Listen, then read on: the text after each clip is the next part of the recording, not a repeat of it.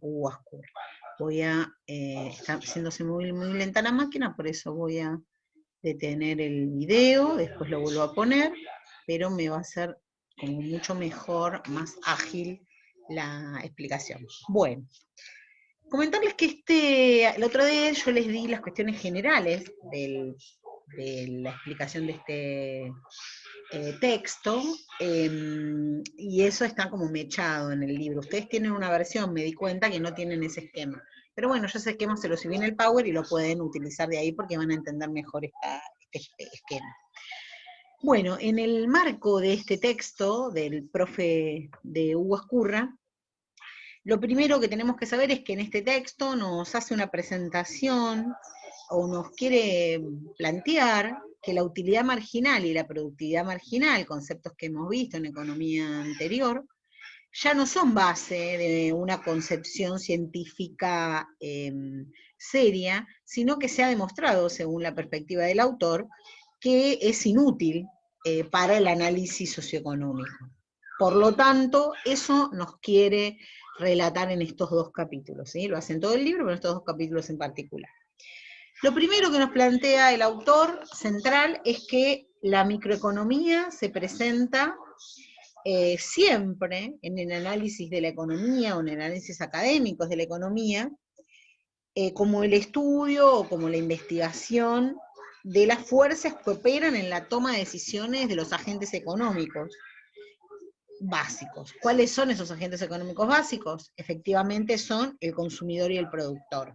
En el esquemita que expliqué la otra vez, fíjense que aparecía esa toma de decisiones. Entonces, para explicar este proceso de toma de decisiones, si bien utilizábamos la vez pasada el esquema, también sabemos que hay ciertos supuestos que a priori, o sea, anterior a cualquier cuestión, se consideran universales y necesarios, y que serían efectivamente dos. Una, la racionalidad de los agentes. Pensar que siempre los agentes económicos actúan siendo racionales. O sea, primer supuesto. Segundo supuesto, el tema de que las agentes siempre están presentes intentando maximizar u optimizar algo en particular. Estos dos supuestos no se discuten en la cuestión del pensamiento microeconómico. Bien, entonces ahora podríamos ver qué significa esto que estamos diciendo. Por un lado, la racionalidad, estamos hablando de que el consumidor y el productor van a trabajar o estar presentes en un mundo económico con una acción que va a tener buscar o va a tender a buscar un comportamiento ventajoso, ¿sí? Para sus fines. Y la maximización está planteando que ambos agentes, consumidor y productor, siempre van a intentar llevar al máximo la satisfacción optimizando las ventajas. Entonces, en esa relación consumidor y productor, van a tener siempre que resolver sobre innumerables alternativas que van a tener y tomar decisiones mirando, por supuesto, algunas restricciones que tienen que ver con su ingreso, con los precios, con las técnicas, con el trabajo, con el capital, y por supuesto en este tiempo moderno con la monopolización, dice el autor, o sea, teniendo información sobre que hay algunos precios que no puedo buscar alternativas, ¿no? Bien, entonces aquí toda esta primera parte, de alguna manera, nos lleva a la explicación del esquema que les expliqué la vez pasada. Aquí el autor va desarrollando todo el tema de cómo interactuar en el mercado, la demanda, el análisis del productor, la satisfacción y demás, ¿sí? Bien, ya después el autor nos introduce en otro tema, que es su tema central en estas partes de los capítulos, que es la teoría subjetiva del valor. ¿Cómo fue desarrollándose este concepto? Las condiciones históricas y sociales que lo llevaron a este desarrollo moderno. Bueno, en principio el autor dice que hasta David Ricardo, el análisis económico que se conocía tomó un rumbo que estaba como central el tema de que el valor por el trabajo y el valor de cambio eran su expresión objetiva. Posterior a eso, Jean-Baptiste Say, se constituyó en alguien que divulgó exitosamente las teorías de Smith, y por supuesto, lo que dice el autor es que se apartó de las consideraciones más profundas. Luego encontramos al autor John Stuart Mill, que en realidad fue el que planteó que nada podía agregarse al tema del estudio del valor, porque ya todo estaba hecho por su maestro. Un poco es para que ustedes vayan conociendo cómo se fue dando este desarrollo entre Ricardo, Say, John Stuart Mill. Es interesante leer este esquema. Ya hacia 1870 aproximadamente, se empezó a pensar en la teoría objetiva del valor como una respuesta a los clásicos y a su forma de ver la teoría objetiva del valor, y también apuntaban de alguna manera a Marx, a la derivación de Marx sobre estas teorías. Entonces, a la concepción del valor que estaba basada en el trabajo, a la explotación del trabajo por el capital y al plusvalor que estaba vinculado a la apropiación gratuita por parte de la burguesía del plusvalor generado por el trabajador, y a esta finalidad que les planteo, era esencial responder al desafío que había presentado Marx, porque impugnaba una sociedad liberal y el sistema de propiedad privada de los medios sociales de producción basado en el trabajo asalariado, ¿no? Si a esto que estamos hablando se le agrega que como resultado de la guerra franco-prusiana hubo un montón de problemas de pobreza y de opresión que tenían los trabajadores, específicamente en Francia, que dio lugar al primer gobierno proletario del mundo, plasmado en la Comuna de París, que fue en 1871, se encontraron circunstancias adecuadas, en términos de lo social y de lo político, que ofrecían el marco de referencia adecuado para que las clases propietarias, o sea, los capitalistas, por medio de sus ideólogos, ¿no?, por aquellos académicos que podían desarrollar una teoría, se dieran a la tarea de empezar a fundamentar científicamente, supuestamente científicamente, a la economía política, sacando los contenidos o de alguna manera, no me sale la palabra, pero es como decirles desestimando los pensamientos y las ideas de Marx. Por supuesto que no era bien visto por el sector capitalista las ideas de Marx, y para nada la Comuna de París, ¿no? Bien,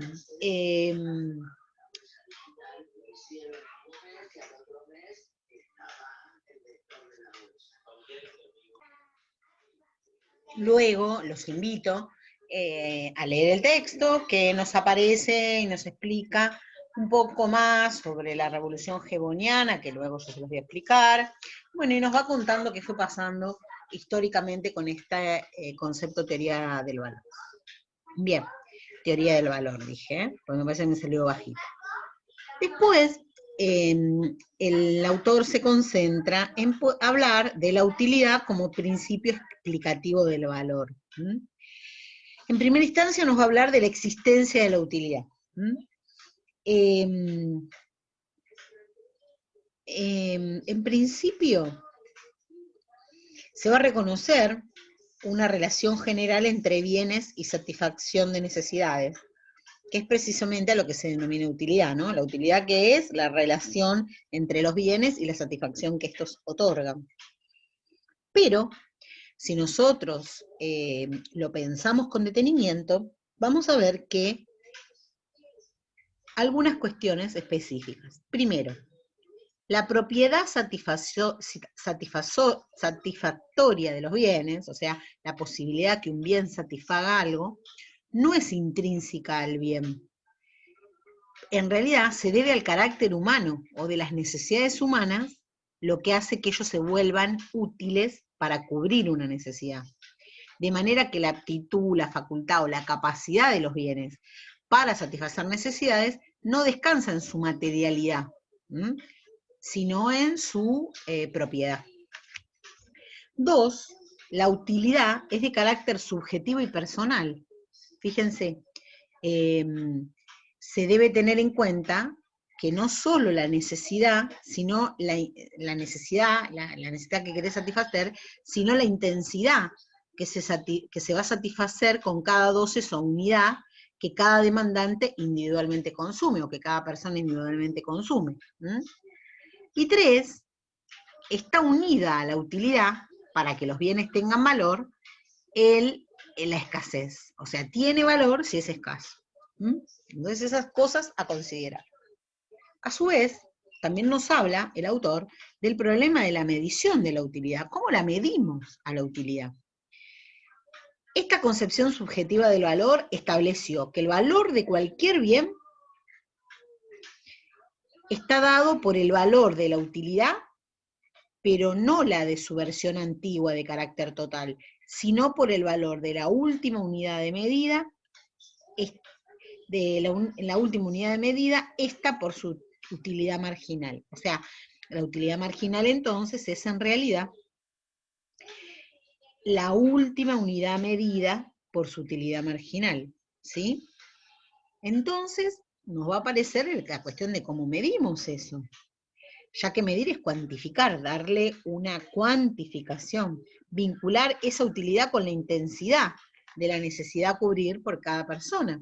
Entonces esto es muy difícil de hacer, y de alguna manera lo que sucedió con esta relación general, bien, necesidad, consumo, es un proceso o fenómeno que es interno al individuo y que de alguna manera va a estar asemejado a una condición psíquica.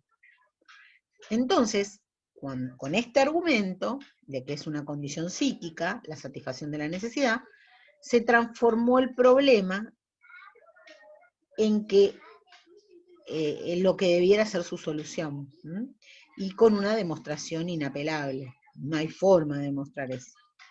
Entonces acá se empezó a pensar cómo o de qué manera, aún con el concepto de margen, se cuantifica un proceso de índole psíquica.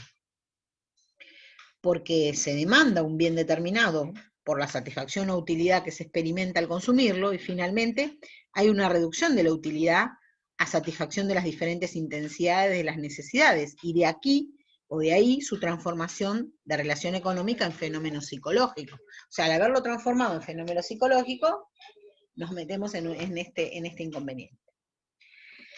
Bueno, aquí hay una posición, hay una primera posición en relación a esto de un autor llamado Carl Menger. Carl Menger dice: los hombres, como consumidores, son quienes otorgan valor a las mercancías porque las necesitan en una búsqueda de obtener satisfacciones. Entonces, este autor, Menger, manifiesta que su objetivo primordial consiste en descubrir la ley que rige la formación de los precios, tanto del lado de la demanda como de la oferta.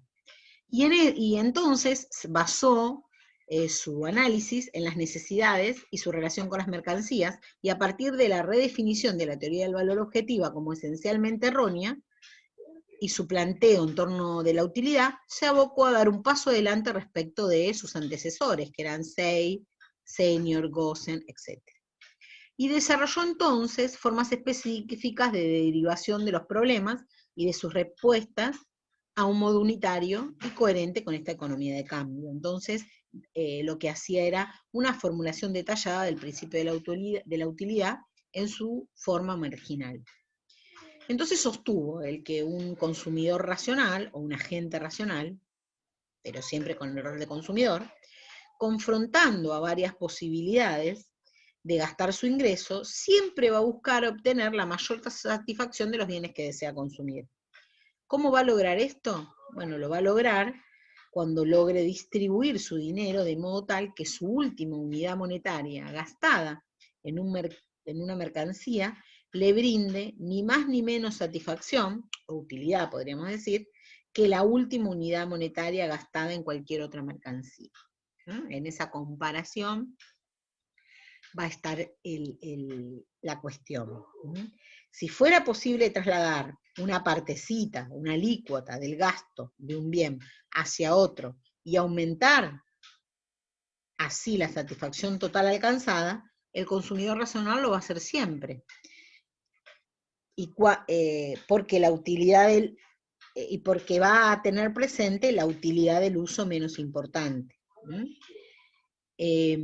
Entonces, así como se determina la demanda de un bien cualquiera por parte de cualquier consumidor, y como aparece la demanda en el mercado, él expone un consumidor tipo como calculista, que continuamente va a estar mirando las ventajas o las desventajas, va a estar sopesando, dice él, comparando las ventajas o desventajas de las decisiones que va a tomar, y escogiendo finalmente aquella que le procure el mayor incremento o satisfacción o bienestar.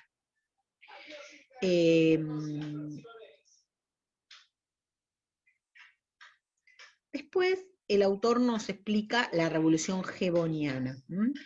Se llama Gibboniana porque quien la desarrolla es Gibbons, William Stanley Gibbons, que es el fundador inglés de la economía.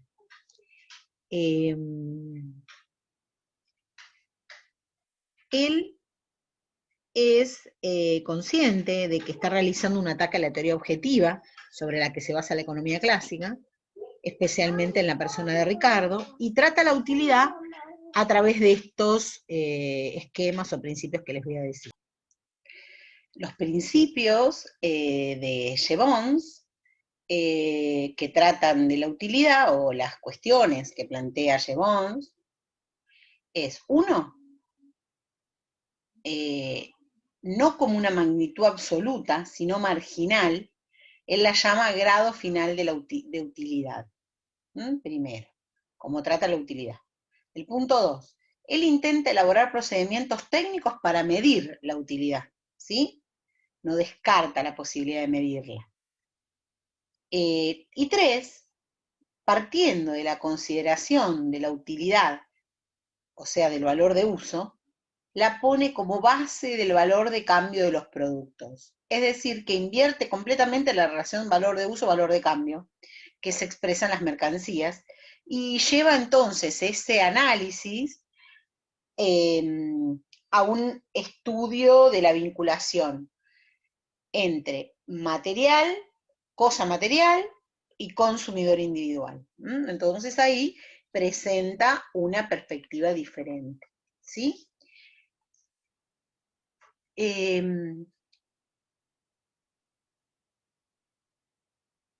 Más adelante, digamos, el autor nos va a presentar también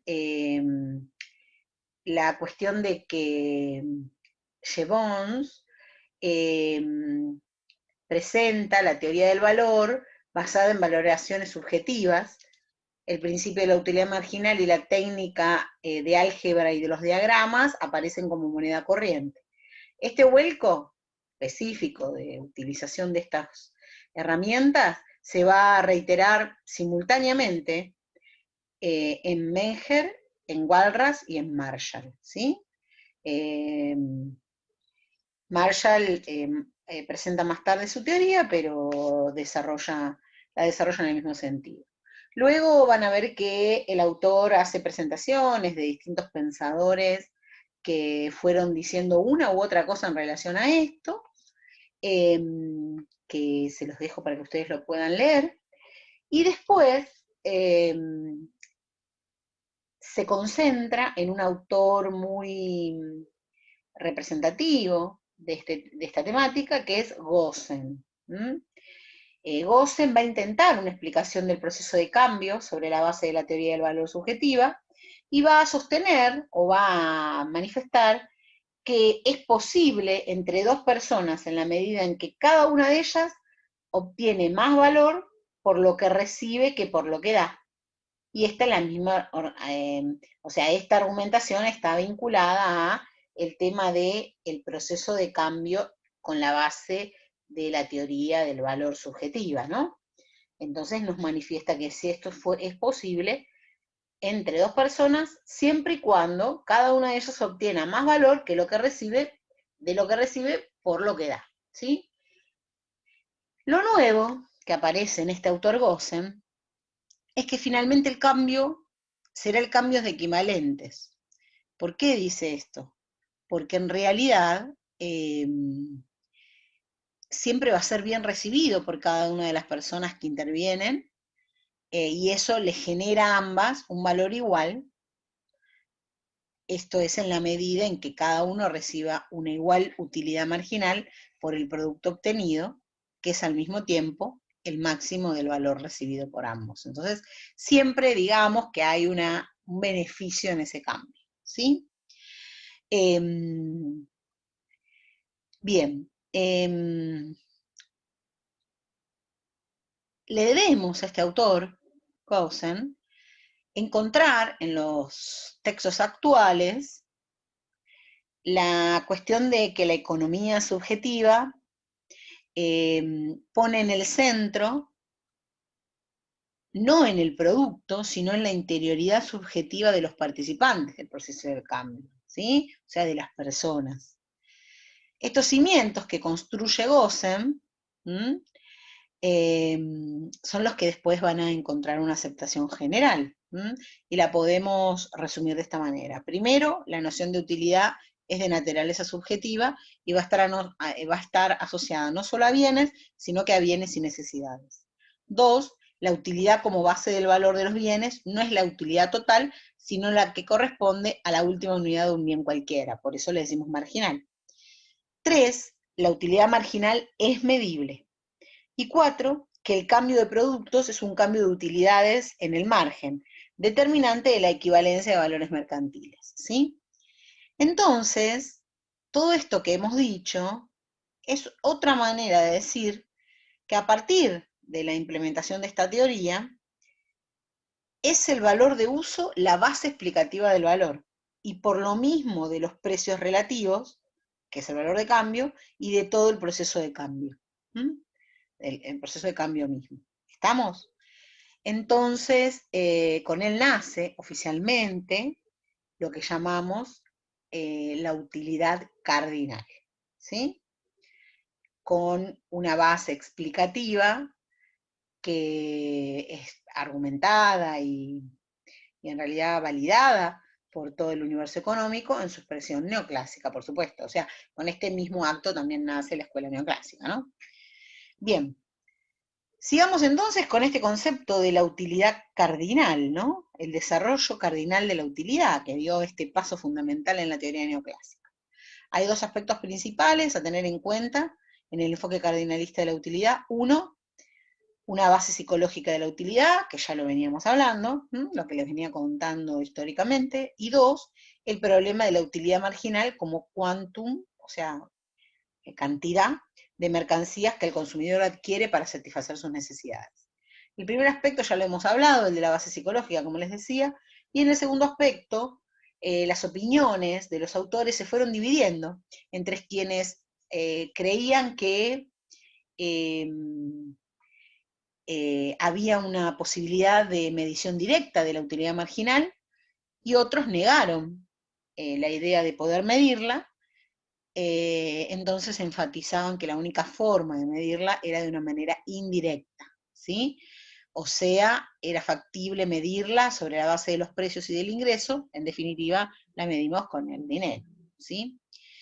Estas opiniones dieron el nacimiento a dos corrientes. Por un lado, la escuela austríaca, que se sustentaba en la psicología y sostenía la posibilidad de la medición directa, y por el otro lado la corriente inglesa, que busca una solución matemática para la medición indirecta de la utilidad marginal, retomando la consideración de Gosen, que veníamos hablando, y perfeccionando su función lineal de utilidad.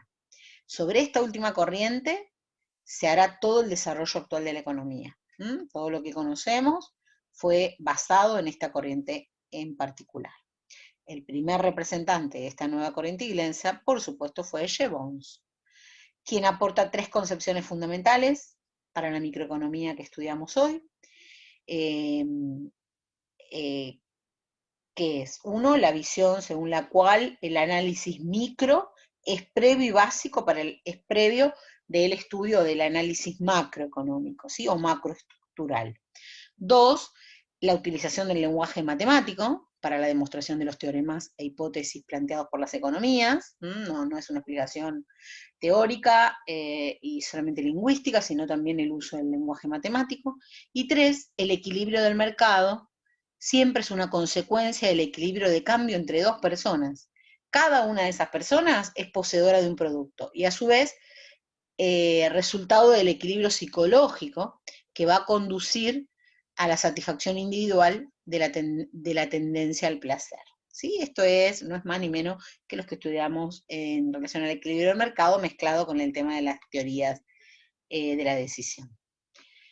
Además, Jevons incursiona en el origen o fuente del valor que él localiza en la utilidad marginal y que tendría 2 dimensiones. Una cuantitativa, que le llamamos Q, y otra cualitativa o intensiva, que le llamamos I. La primera dimensión, la cuantitativa, corresponde a un stock o masa de bienes. Y la segunda, la cualitativa o intensiva, va a hacer referencia a la satisfacción por la última unidad del bien consumido, que en realidad le podemos llamar grado final de utilidad, ¿sí? Por otro lado, este carácter vinculado a lo introspectivo de la utilidad nos manifiesta que la utilidad es una cualidad abstracta por la cual un objeto sirve a nuestros fines y adopta el carácter de mercancía. Siempre que pueda producir placer o prevenir el dolor, podrá ser considerada como utilidad. Aunque la utilidad es una cualidad de las cosas, no le es inherente. O sea, no es inherente a las cosas. Más adecuado, entonces, nos dice el autor, sería describirla como un estado de las cosas que según en relación con las necesidades del hombre, ¿sí? Que surge, perdón, en relación con las necesidades del hombre. Entonces, en este punto, tenemos que hablar de otro autor muy reconocido, Marshall, que va a ser una expresión ecléctica de la situación social europea y en especial inglesa de la época. Él va a realizar el perfeccionamiento de la estructura teórica en relación a sus conceptos y a sus métodos primero, y luego va a refinar el aparato analítico de este tipo de economía. Finalmente va a escribir o va a pensar el tratado sistemático, en donde aparecen los principios teóricos básicos sobre los cuales se va a sustentar el análisis económico, y finalmente va a trabajar sobre el consumidor, su conducta, sus preferencias personales, que van a adquirir una categoría indiscutible, o sea, no se puede discutir las características que se le asignan al consumidor y su conducta. Marshall entonces va a constituirse como el más poderoso, o pilar más poderoso, más solvente de la economía neoclásica, y va a ser un punto de referencia para nuestras profesiones o formaciones académicas. Y Marshall aceptó, en relación a lo que es la teoría del valor, Marshall aceptó y generalizó el concepto de utilidad marginal, porque él afirmaba que no se puede insistir demasiado en que medir directamente o per se los deseos o la satisfacción que resulta de verlos cumplidos es imposible, sino inconcebible. Por lo tanto, recurrió al dinero como una medida, no de los deseos, sino del móvil de la acción para satisfacerlas. en este punto, entonces, lo que nos presenta Marshall es una cuestión de reconocer o interpretar que valor y precio son sinónimos, ¿sí? Valor y precio para Marshall son sinónimos. ¿Mm? Bueno, bueno, aquí también Ascurra nos presenta cómo se dio el desarrollo ordinal de la utilidad. Bueno, en esta etapa, asociada principalmente al nombre de Wilfredo Pareto, que ustedes lo habrán escuchado en relación a la utilidad, y a Hicks, quienes van a presentar algunas novedades. Ambos apuntan a eliminar los supuestos más fuertes que volvían vulnerable a la teoría de la utilidad marginal. Primero, eliminan los supuestos hedonistas o introspectivos de la utilidad. Segundo, eliminan la noción de utilidad como una magnitud medible de sensaciones de satisfacción. Pareto va a decir, muéstreme una utilidad o satisfacción que sea 3 veces mayor a otra. Entonces, como que no es posible hacer eso. Y 3, van a construir una técnica de análisis basada en la capacidad del consumidor para establecer comparaciones de las satisfacciones obtenidas, merced a la adquisición de líneas o series de bienes sin necesidad de recurrir a su medición en sentido intensivo. Por eso construyen representaciones gráficas. Vamos a ir al punto en donde presentan, aquí, creo que ustedes lo deben ver, vamos a abrir, ahí está, el gráfico. Acá presentan dos bienes, cantidades de manteca, cantidades de pan, ¿sí? Manteca, pan. Y lo que plantean es que se pueden generar curvas de indiferencia, ¿sí? En donde podemos expresar el nivel de satisfacción. Fíjese, nivel de satisfacción número 1, nivel de satisfacción número 2. Cualquier combinación en la curva, en esta curva de que hablamos, va a dar una satisfacción similar al punto O y 1, ¿sí? Este. Y O y X, ¿sí? O y X. Para obtener una cantidad mayor de satisfacción, el consumidor deberá dejar la curva 1 y tendrá que trasladarse a la curva número 2, que es esta, en el cual nuevamente cualquier nueva satisfacción dará un nivel más elevado de sus necesidades y tendremos que armar otra curva. Entonces, aquí lo siguiente que aportan es que va a quedar establecida la formulación de la función ordinal de utilidad y van a lograr, el quinto punto que aportan es que van a lograr un perfeccionamiento analítico de la teoría del consumidor como base explicativa de la teoría de la demanda e implícitamente la teoría del valor. Pareto es el constructor de los fundamentos de la teoría moderna de la demanda, ¿sí? Y va a sostener que lo importante es estudiar, conocer, pero también fundar la conducta del consumidor en elecciones que sean preferenciales de más o menos cantidades de bienes. Fíjense que él plantea que todo puede ser medible vinculándolo con un índice de utilidad. Y que el consumidor lo que siempre va a hacer es llevar a un máximo de satisfacción esta función o bien que maximiza la función de utilidad. Posterior a esto, que fue como una de las teorías fundamentales en relación al tema del que estamos hablando, presentan un postulado fundamental de Pareto, que seguramente ustedes han escuchado fuertemente en esta o en otras materias, que en realidad aporta los supuestos analíticos o las hipótesis sobre los que se basa el estudio de la economía. Entonces, estos supuestos doctrinales que fueron aportados por todos estos autores, que son supuestos dogmáticos, ¿no? Que son el punto de partida para entender la economía y sobre los que no se discute, son estos. Primero, el del sujeto, que está vinculado al individuo y su psicología. Luego del objeto, la demanda, los precios y el ingreso del consumidor. Tercero, creo que acá lo tengo, a ver, esperen que me olvido, y puede ser que esté acá y ustedes lo van viendo, ahí está. Tercero, de unidad de estudio. Lo que se va a estudiar es el consumidor, los bienes, las necesidades, las satisfacciones y la utilidad de comportamiento. Esta utilidad del comportamiento tiene estas premisas. A, hay libre elección de bienes. B, hay racionalidad del consumidor. Y C, está maximizada la utilidad. ¿Sí? O sea que antes de preservar o presentar cualquier teoría en economía, voy a suponer estos principios analíticos. ¿Está?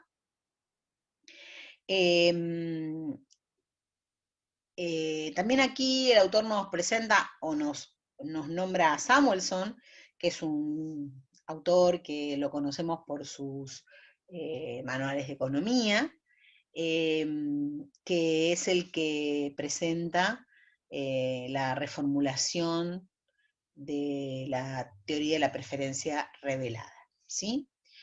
Esta exposición, que es de la teoría neoclásica, como les decía, presenta un tema que analiza, utiliza las restricciones fuertes en los supuestos de análisis, ¿no? En estos supuestos que eran intocables, y vuelve altamente arbitraria y irracional la concepción que se venía planteando. En este análisis, Samuelson presenta algunos enfoques. Uno, plantea que la utilidad marginal, por ser una magnitud inobservable, por lo cual no se puede medir, se deja a un lado el problema de su existencia para la economía y se descarta la utilidad porque se considera innecesaria, porque no es un concepto operativo para la teoría. Esa es la primera parte, se le quita trascendencia. 2, no se formulan hipótesis sobre preferencias, ni saturaciones, ni necesidades. 3, solo se establecen hipótesis de comportamiento del consumidor, y la condición tácita siempre es la racionalidad del mercado. Estas hipótesis son dos, que se formulan como axiomas, ¿no? Que es el conjunto de alternativas sobre bienes, el consumidor elige, y el 2, si elige entre un conjunto de alternativas en el que se encuentra x0 y también x1, ¿sí? Y así, entonces, x1 no puede en ningún caso presentarse o revelarse como preferible a x0, ¿sí? Si el consumidor elige x0 pudiendo elegir x1, se produce una violación al axioma 2 que vino presentando aquí. El consumidor, por ejemplo, reveló, y lo da como ejemplo el autor, una preferencia por x0 sobre x1, y si eligiese x1 pudiendo hacerlo por x0. O sea, ahí se haría una violación al axioma.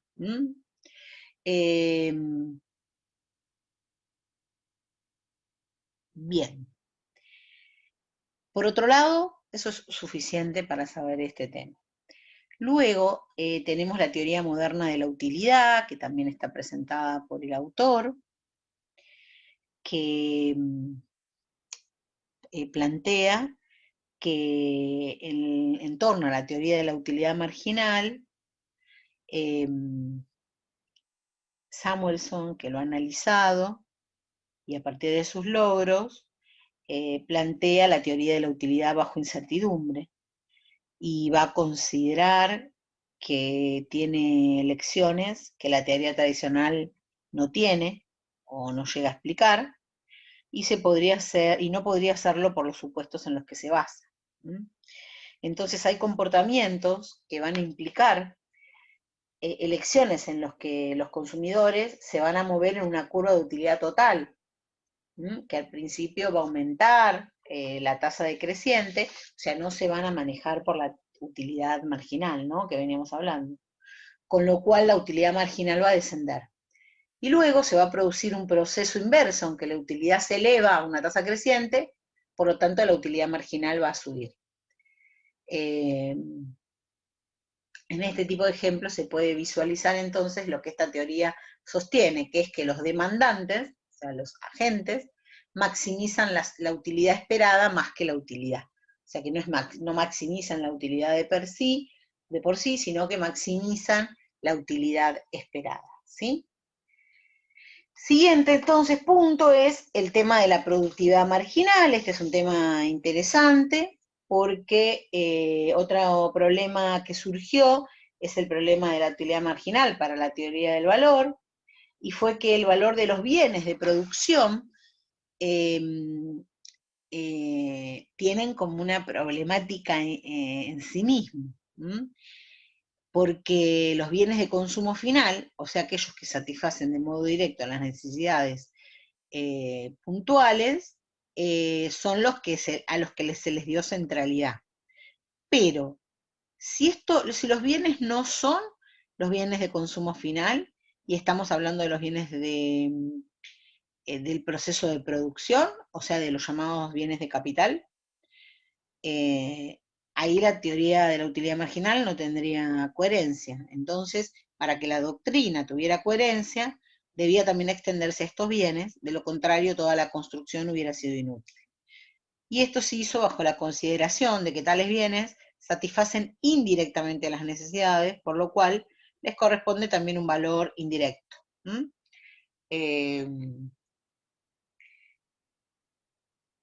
Ya que su finalidad última es la de producir estos bienes de consumo. A esta posición hizo que surgiera un problema que se le llama problema de imputación o surechung, que consistió en hallar la forma en que se podía derivar el valor de los bienes de producción a partir de la cooperación de los factores de todos ellos. Recuerden que los bienes, que los los factores de producción son tierra, trabajo y capital. Y estos se utilizan en la producción de los bienes finales de consumo, por lo que en definitiva habría que encontrar cómo en el valor de cada bien de consumo se puede distribuir o repartir los diversos factores cooperantes, que son los que recién les nombré. En la escuela austríaca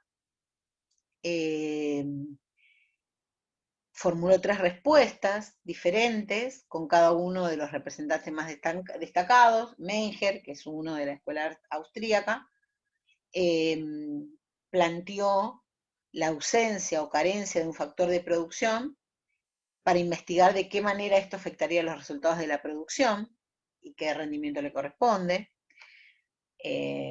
Von Bakker elaboró la tesis de sustitución, y partía de bienes complementarios y los diferenciaba entre partes que podrían ser sustituibles o no sustituibles, tomando por grupos. Y finalmente Wieser afirmaba que el método de la imputación debe arrancar del rendimiento óptimo y no de uno menor, de un factor de producción. De modo que lo que destaca es que para el valor, lo más decisivo para el valor no es la ausencia o carencia, sino el empleo del bien y su propia eficiencia. Entonces todas estas tesis de los austríacos no dieron efecto, porque llegaron a callejones sin salida, aun cuando intentaban meter sus ideas en la productividad marginal.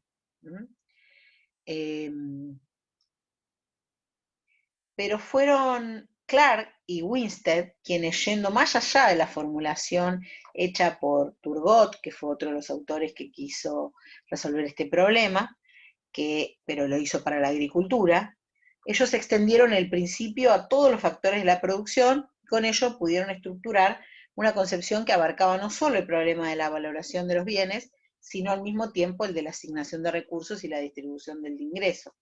Y para hacerlo, se pusieron en línea directa con la obra de Marshall, quien había trabajado ya con la productividad marginal, el costo marginal y el ingreso marginal, todos temas que hemos visto en la anterior materia y el inicio de esta. De este modo quedó así conformada la doctrina que se llama los demandantes empresarios, es decir, o sea, los compradores de bienes que se utilizan con los medios productivos y pasan a convertirse en oferente de los bienes finales. Aquí, en este punto, vamos a ir a la página donde estamos hablando, aquí. Entonces, esos oferentes de los bienes finales, ahora ya no será de utilidad basarse en la utilidad marginal del demandante final, sino que se va a cambiar a la noción subjetiva y abstracta de productividad. Y se deberá razonar el nuevo principio de productividad marginal descendiente. ¿Sí? Por otro lado, simultáneamente aparecen los conceptos de costo total, costo medio y costo marginal, también los hemos trabajado, el concepto de productividad total, y también se elaboró el principio o el concepto de equilibrio del productor, que va a consistir en la igualdad del costo marginal con el precio del mercado. Y esto va a marcar la dimensión óptima o plena de la empresa y de la producción.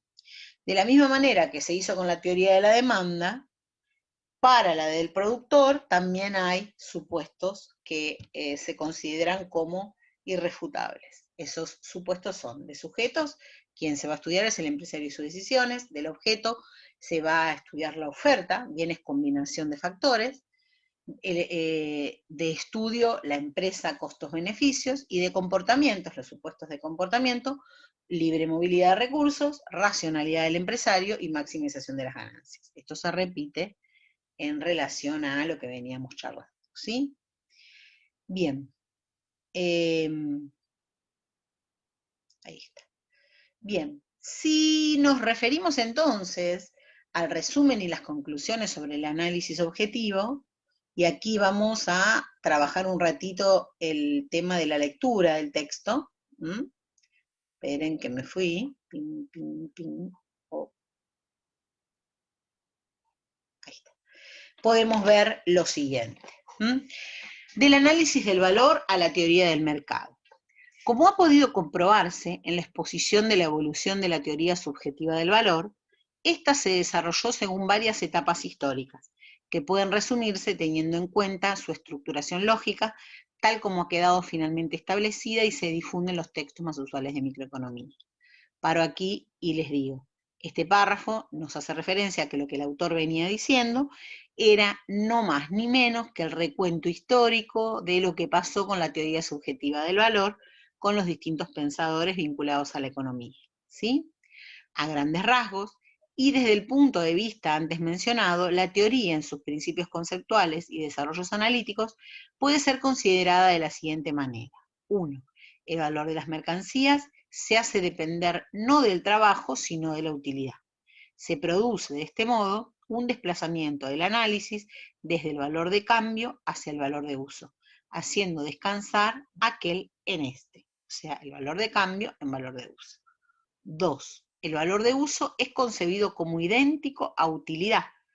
Atenti, valor de uso es concebido como idéntico a utilidad. Y esta, a su vez, nace de la aptitud general de los bienes. Esta noción es la que va a reemplazar el concepto de mercancía. ¿Y por qué por qué nace la aptitud general de los bienes? Para satisfacer las necesidades humanas. 3. La noción de utilidad como principio central y regulador del proceso analítico y de la realidad no es una magnitud genérica y total, sino específica y diferencial, que a su vez reposa en la estimación subjetiva de los consumidores. Esto es lo que plantea, la subjetividad es lo que plantea el fenómeno psicológico, ¿no? Estimación subjetiva. 4. El valor de cambio se lo concibe como una mera expresión del cambio de cantidades de valores de uso, esto es de utilidades marginales. 5. El proceso de cambio, según lo anterior, se convierte en ley de derivación marginal de demanda, por tanto, de uno de los dos factores componentes del mercado y su equilibrio. La imposibilidad de obtener una medición de la utilidad marginal llevó a una ulterior concepción. Y es el punto 6, a lo que nos llevó es al punto 6. Las preferencias y las curvas de indiferencia paretiana, de Pareto, primero, y la tasa marginal decreciente de sustitución de Hicks. Después, eliminarán la noción de utilidad marginal en la explicación de la demanda. Y 7, los desarrollos analíticos posteriores de Samuelson, Marshall, y lo hacen sobre la base alcanzada y apuntan a una pura lógica de elección en la teoría de la demanda. De ahí en adelante viene el postulado 8, o sea, en el desarrollo, en la historia. El análisis del mercado y del equilibrio se convierten en el objetivo central de la explicación económica en su aspecto parcial y general. Por tanto, los precios, su determinación empírica, ocupan el lugar de análisis del valor. El examen se realiza sin recurrir ya a la utilidad marginal, ni necesidades, ni gustos, ni preferencias, solo lo dado, lo observable empíricamente en la demanda manifiesta del consumidor al realizar sus compras, es lo importante, esa es su conducta positiva, y allí reside el fondo del problema. Así ya no habría lugar para teorías ni consideraciones ontológicas sobre el valor y la mercancía, serán los precios, su determinación empírica, su equilibrio en el mercado, los que ocuparán el lugar de análisis del valor. O sea, este punto 8 nos manifiesta que el análisis del mercado y del equilibrio van a ser el objetivo central y único de la explicación económica. No solo en lo parcial, sino también en lo general, y los precios que juegan en ese mercado van a ser la determinación empírica, ocupando el lugar del análisis de valor, ¿sí? Por otro, la oferta, que es el punto 9, la introducción de la noción de productividad marginal para la explicación de los bienes de producción, heterogénea a la de utilidad, muestra patentemente una inmensa incongruencia lógica de la concepción microeconómica. Esto se presenta hoy como la reunión de dos partes independientes en lo conceptual, con nociones diferentes, carente en consecuencia de un principio teórico unificador. Solo el recurrir a la técnica del margen parece dotarla de un sentido unitario, pero es solo una pantalla expositiva y no teórica. El instrumental matemático nunca puede reemplazar la elaboración de una teoría, precisamente es la forma de exponerla más claramente, pero jamás su sustituto. Entonces, tanto el desarrollo histórico y lógico del procedimiento se llega a la conclusión microanalítica, realizada por la escuela neoclásica como base explicativa general. Y aquí nos plantea que la microeconomía es previa al análisis de la macroeconomía. Mientras que la teoría de valor apuntaba a la búsqueda de una explicación rigurosa de las formas de desarrollo mercantil en su etapa capitalista, la economía académica toma estas transacciones bajo la rúbrica del mercado, como unidad estática de análisis y como rasgo general de cualquier economía que se conciba como racional, cuando en realidad esto no es así, no todos los mercados son iguales, no todos los espacios ni los equilibrios se llegan de la misma manera. Walras es quien puede apresar todo lo anteriormente expuesto con mayor claridad. El fundador de la escuela matemática desarrollará su análisis de la economía basado en el estudio del mercado dividido en 3 etapas sucesivas. La primera de ellas va a tener el análisis del sistema de utilidades y de las cantidades poseídas, y aquí el cambio es concebido como una expresión directa del trueque, o sea, de valores de uso en su determinación marginal.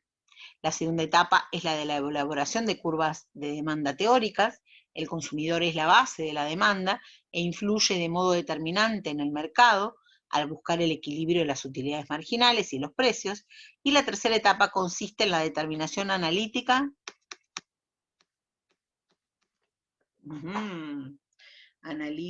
de los precios y de sus equilibrios. Y a esto, en esto hace referencia a consumidor, precios, bienes, cantidades, que son los datos para la formulación de un sistema de ecuaciones.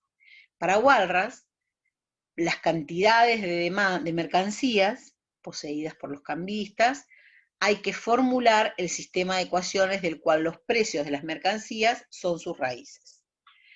Bien, entonces aquí estaríamos en condiciones de entender por qué la economía académica debuta por un análisis de la demanda y con qué esto significa.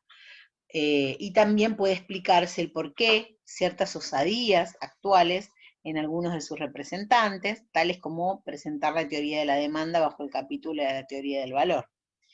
Hay que decir también que la denominada Escuela de Cambridge inglesa, que desciende Marshall, mantuvo una actitud relativamente crítica ante las expresiones más radicales y abstractas y vinculadas a la expresión matemática.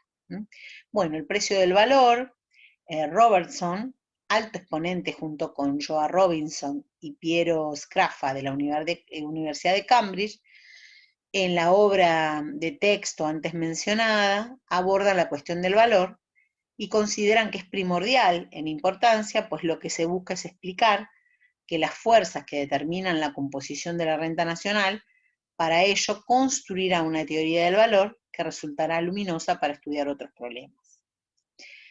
Del siguiente modo va a definir Robinson la categoría de valor. 1. El valor de un bien en términos de otro es la cantidad del segundo que se entrega o se obtiene por una unidad del primero. Por ejemplo, el número de kilos de manteca que puede ser cambiado por una tonelada de carbón.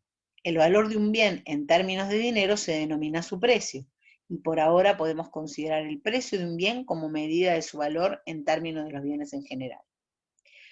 Entonces, una teoría del valor es un intento de explicar las fuerzas que determinan el valor de un bien en términos de los otros bienes que suponemos para nuestros fines que es idéntico a su valor en términos por dinero.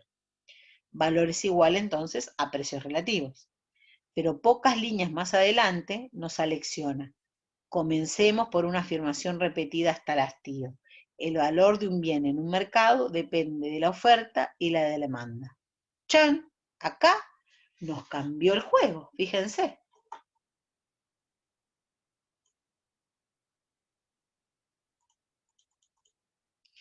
Tratemos de rescatar solo la concepción esencial entonces del problema. Esto es, la de identificar valor con precio, y olvidemos el resto, ¿sí? Este enfoque, en general, en la economía académica, es un dogma bíblico, ya que sustenta todo el análisis del problema. Esta confusión lamentable no es nueva, ni es novedosa, ya que el neoclasicismo es posible rastrearla en sus orígenes en el siglo pasado y en el trabajo teórico realizado por Ricardo. Bien. Sobre esta confusión entre valor y precio, entre precio y las funciones del dinero, es decir, entre el concepto mismo de valor y las formas de su desarrollo en la mercancía, en el proceso de cambio, descansa hoy toda la construcción teórica, para decirlo de algún modo, de la economía académica hasta sus refinamientos más recientes. Por lo tanto, toda la corriente marginalista, desde sus inicios en los mencionados tres fundadores y sus antecedentes hasta la actualidad, en el análisis de Samuelson, pasando por el enfoque cardinalista y el ordinalista, basan su desarrollo analítico en exactamente la misma incomprensión que ya manifestara Bailey, aunque en él se vean todavía atisbos de un tratamiento sobre el antiguo carril ricardiano, y se refiere a planteos sobre el valor y su expresión, que en definitiva siguen siendo el fondo del problema conceptual más importante para toda la economía política como ciencia. Por lo tanto, todas las precisiones que escuchemos en la economía neoclásica se basan en los supuestos que estudiamos que tienen